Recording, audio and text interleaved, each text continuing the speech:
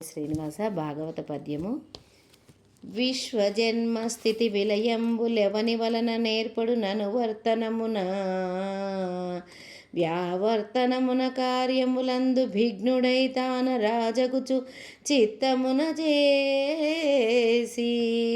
వేదంబులజునకు విదితముల్గా వించెనెవడు బుధులు మోహింతురెవనికి నెండమావుల నీడగా చాదుల నన్యోన్య బుద్ధి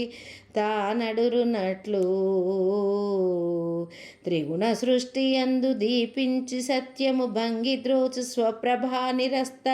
కుహకుడెవ్వడతని కోరి చింతించెదననుగు విశ్వమయుని నను దినంబు ఎవని కారణముగా సమస్త లోకాలు పుట్టుక ఉనికి వినాశము జరుగుతూ ఉందో అన్ని కార్యాలు నిర్వహించడంలో ఎవడు సమర్థుడో సమస్తానికి రాజైన వాడెవడో ఎవరైతే కేవల సంకల్పం మాత్రము చేతే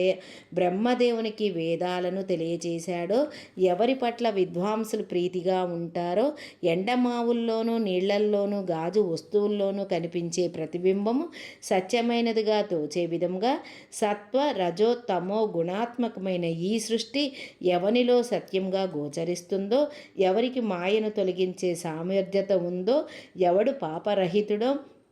ఎవడు సత్యస్వరూపుడో అటువంటి పరమాత్మను నిత్యం స్తుతిస్తున్నాను. జై శ్రీకృష్ణ.